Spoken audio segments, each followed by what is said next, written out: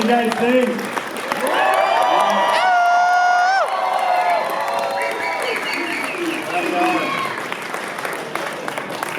I just want to mention that we do have a designated driver tonight. If anybody needs a ride, we're going to have a van bring you back to your campsite if you need it. Make sure your friends get back home. I don't want anybody to get arrested tonight. That would be great. Anyway, without further ado, I'm going to invite Alex up here. He's going to do some questions and answers, and I got to go introduce another show next door. So anyway, here's Alex. Thank you very much, Alex.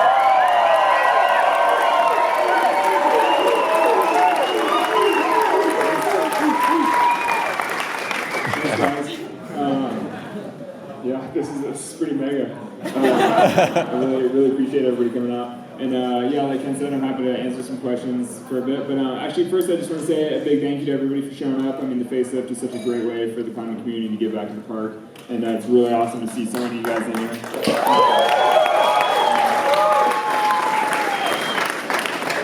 Yeah, the first screening had a lot more NPS employees, so I got to say how much I appreciate the fact that this film even got to be made and just how many people helped us through the whole journey. But I feel like this audience looks a lot more like climbers.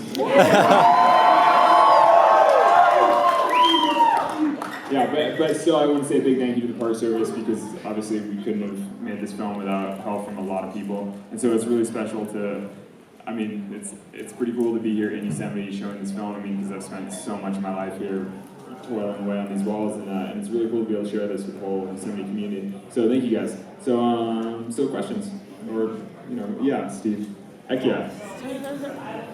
First, I just want to say that thank you very much for getting it documented and including us in that process. It was awesome. Thank you for that. Well, thank the filmmakers. I just did my thing, and they just. So I have like 3 questions. First is kind of boring. Did you have any extra chalk or food or water on the route? So I did stash food and water on the route at Hart and then up below the boulder problem. So a little bit, I drank like half a liter or something, and it wasn't much because I was in the shade. It didn't take that long. But no chalk. So, I mean, I had my chalk bag was full. It was fine. Wait, Steve got 3. I'm getting to your house now. It's June 3rd. You wake up in the morning, you have an alarm. What are you thinking? It's like, okay, this is the day I solo El Cap? No, so I wasn't. I mean, so sort of the whole point of all my preparation was to get to the point where I could just put it on autopilot for the day of. So when I woke up on June 3rd, I was like, I'm doing this. My bag is already packed, my breakfast was already made, everything was already laid out, my clothes were laid out. There were no decisions to make. I just got out of bed and just did the routine. I just executed. Yeah, there was no like, oh, I wonder if today is the day. I mean, it was just happening. But I mean, that's why I've been working on it for a year and a half. And this is the last question. While you were climbing, especially below the boulder problem, in the hours before that, did you ever have any doubts hit you?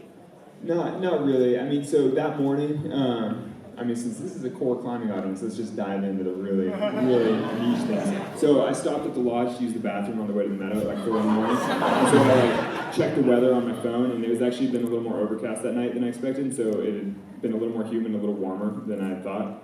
And so basically I had half a moment, I was sitting on the John being like, oh, I wonder if it's really the day, because conditions are like not that great. Like the temps were warmer than I wanted, and it wasn't ideal. But then, basically I got to the meadow and I was like, yeah, it's the day. I just went up there.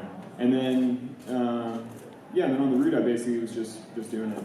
I mean, I had one moment down climbing, like doing down climbing the Hollow Flake. I was like slightly more pumped than I kind of expected. Normally when you do that, you have your rope above you and there's always crazy drag. And so it's the first time that I was like really doing it, and I was like, oh, I'm kind of pumped. And then I was like, that's actually totally, I was like, whatever, that's totally normal. Like, you get pumped on your warm-ups every day, and you're like, this is like a normal level of pump, this is totally fine. And I was like, okay, this is great. And then, then did it. Yeah. For those who know, I feel like, Steve, you were the first person to solo the nose in a day, right? I was telling somebody that earlier. And the south side. Yeah, well, because I was spraying about you earlier today to somebody in the meadow. So anybody that's like, how come that guy gets 3 questions? It's because he sold the nose long before I did. So he's in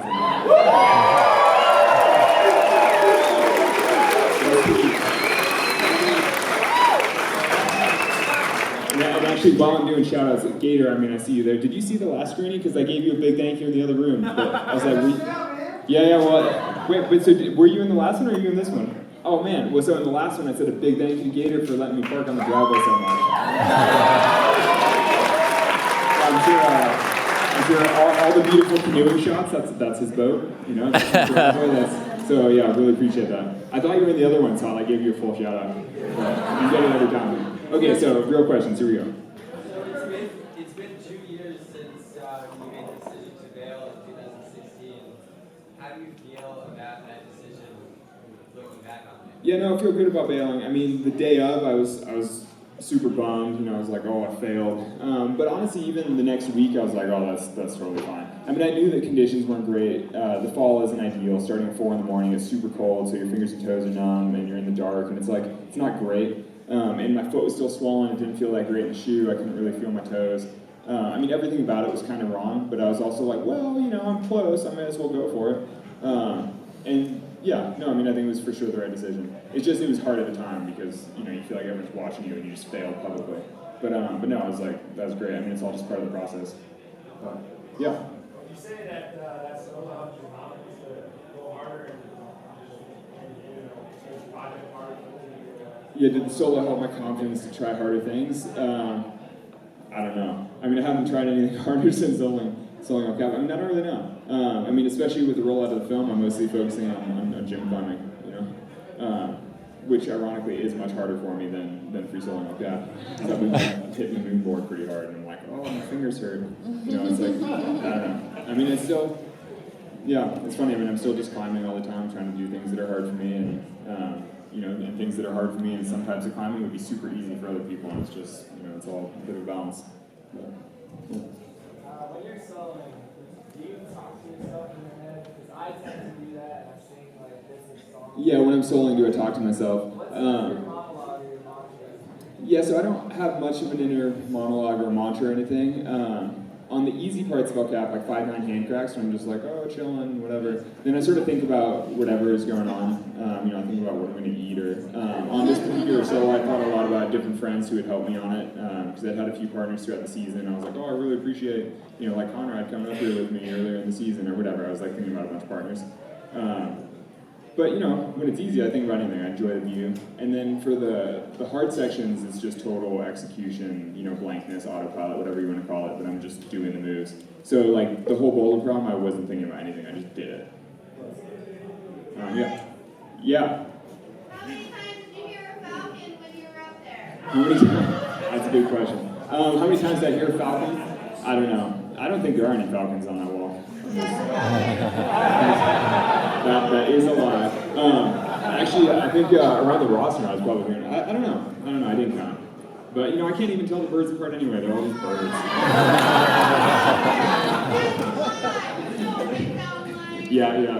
Okay. Don't worry. I appreciate the falcons, and I try not to disturb them always. And nobody else should either. Yeah. I think we all agree you're like the best at this on earth. We appreciate that. If you worked more on this gift, what would you be? If I couldn't do this, what would I do? Oh, I don't know. I'm gonna probably be an engineer or something. I dropped out of college. I was studying engineering. I don't know. I mean, I have no idea. I don't know what I'd be doing myself. I'd be. I think I'd be slightly more adrift. You know. I feel like this really gave me something to work on. I think I'm getting heckled by drunk people. What is this? Okay, a couple more. What's next? Oh, everybody asks what's next. I don't know. Like I said, I'm kind of focusing on gym climbing. I'm doing work. Man, oh, come on. All drunk.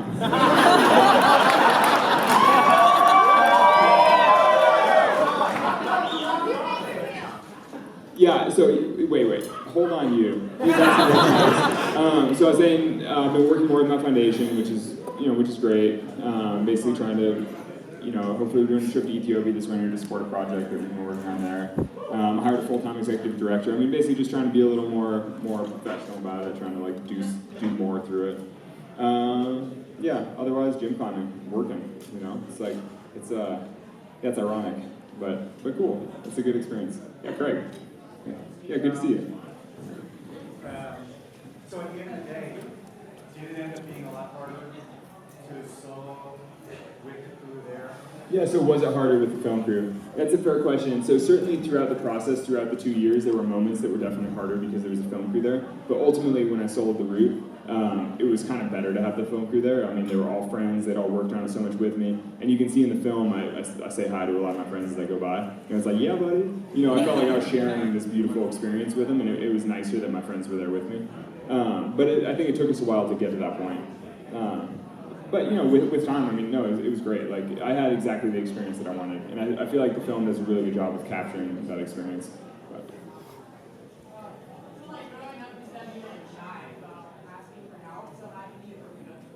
yeah, so growing up, I was shy. How did I open up to that? It's funny you asked that because actually the last time I was on the stage for the Facelift was maybe 5 years ago, and I remember being ripped out of my dome, and I showed some terrible slideshow. I don't know if anyone saw that. Okay, apparently some people remember I was mortified. It was terrible. And I don't know, I guess just over time, you get used to it, you know, you train. Like, I've just had so many public speaking experiences now and just events as a professional climber that you just get used to it. It starts to get easier. I mean, I feel like that's a big part of the film is that anything you train for and work on enough eventually gets easier. But that said, it took a long time. But, yeah. How many times did I do what? How many times did I rehearse the boulder problem? A lot. Maybe, you know, I don't know, maybe 50 or something or more. I think I had one day where I wrapped in and did the boulder problem 12 times in a row and then wrapped to the ground. And you're just like, oh, that's, you know, you just repelled the entire captain just to do like a V7 boulder problem 12 times. It's like, that's a big day of work. But yeah. Yeah, you know. Yeah, okay, a couple more questions and then let's go party outside. Yeah. What do you think your climb will do for the future of free soloing? What do you think this climb means for the future of free soloing? Yeah, like for the evolution. I don't know. I mean, I got to touch on that at the end of the film. I mean, I don't know what the next thing will be for soloing. You know, I mean, I think that's up to everybody here. Like, somebody just needs to go do something different, or like something better, or whatever. You know, or I honestly I have no idea. I mean, I think that I personally, I think that I don't know if my vision really extends much further than El Cap. I think that it represented so much to me for so long. It's hard to think of something as much more important than that. You know, and I think that in some ways that's sort of a generational thing with climbing. I feel like each generation sort of has a limit to their vision, and I'm sort of like, I think that might be the limit to my vision. But we'll see. Maybe with a year or two, I'll, you know, get inspired by something. I don't know. You know, time will tell. Okay, 2 more. Yeah. Did you ever feel any pressure from like your peers or sponsors to climb harder? Yeah, so did I get pressure from sponsors or peers or anybody to climb harder? That's a hard no. Because my sponsors are all like, you should just quit climbing and do events. You know what I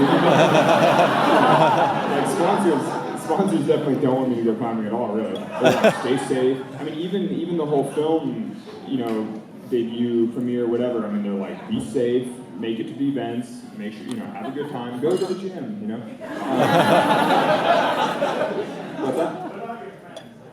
No, and my friends are all horrified by the idea. I mean, you can see in the film, Tommy, who probably knows me and my climbing better than anybody in a lot of ways, is deeply uncomfortable by the whole thing. You know, he's like, oh, God.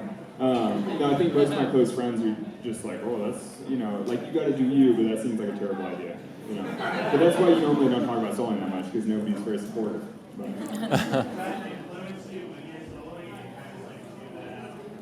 I think that in some ways so the way that influences my soloing, in some ways it means that I sort of over-prepare as a result. I mean, if everyone's telling you that it's a bad idea, in some ways, I mean, that kind of forces you to really evaluate, you know, how you feel about it. You're like, do I really want to do this? Like, everyone thinks it's stupid, you know, can I do this? Like, do I feel confident despite the fact that everyone else around me is sort of down on it?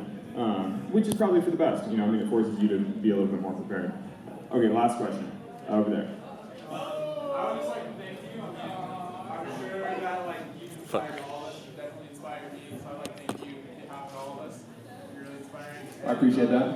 I was just wondering, when was like the moment you knew you finished? Like, I'm done. I just soloed El Cap. Was it like Yeah, with the moment that I knew I was done. So getting through the boulder problem was a huge deal for me. But then obviously the enduro corner and the traverse is still pretty hard. When I got to the round table, I was like, I am done. Like, this is easy. I mean, it's still technically 11 plus from there to the summit, but it's all, but it's like it's a really secure 11 plus. It's like very, you know, there's no way you can just slip off it. It's like splitter hand tracks. It's pure endurance climbing. And I was like, from the round table, I was like, I am done. And actually, the round table, I looked at my phone, and I saw the time, and I was like, oh, I can break 4 hours if I hustle from here. And I was like, I am hustling that.